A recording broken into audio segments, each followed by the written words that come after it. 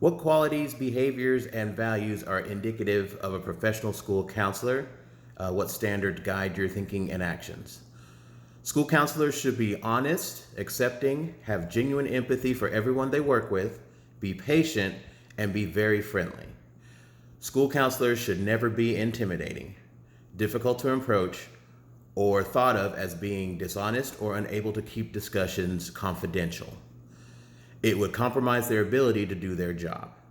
My thinking and actions are guided by the golden rule and by the general principle that people are good, they deserve to be treated with respect and deference, and the assumption of positive intent in their actions and behaviors.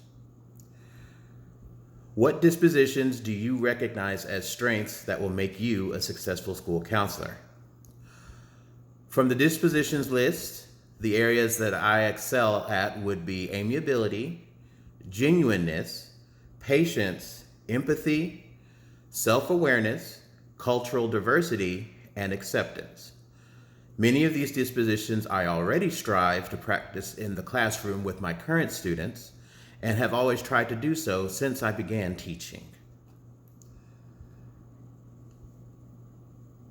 How do the dispositions demonstrate your ability to understand other cultures, genders, and learning differences to build stronger relationships with students and families? I feel the dispositions of acceptance, cultural diversity, empathy, and amiability will go the furthest in building strong relationships with families. Also, by asking open-ended questions, using culturally relevant examples, adapting language and communication styles, advocating for equity, and collaborating with families, school counselors can incorporate and foster a welcoming environment for all students.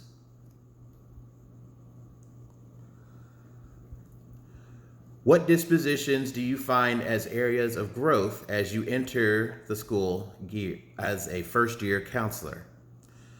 Going through the professional dispositions, I believe there are two areas that I would have the most growth as a first-year counselor. First being professional identity.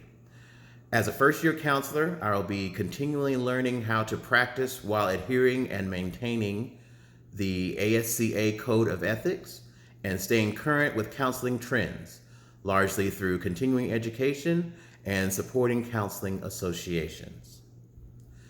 And the other would be self-awareness. I will constantly be reinforcing my own personal, moral, and ethical value systems as I navigate my first year as a counselor.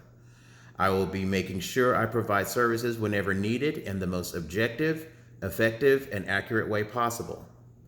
I will learn when I can take on a student and when I would need to allow another counselor to take over in order to ensure they get the best possible care.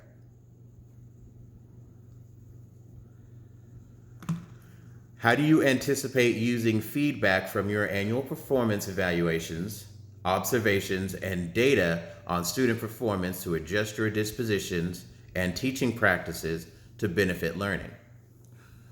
What I currently do is I take feedback I'm given and incorporate it into improving my performance.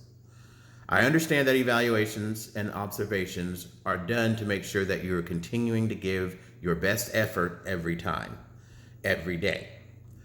I plan to continue the same process that I am doing now, but I will apply it to all of my counseling practices and the dispositions in order to give the best possible care I can give every day, every session.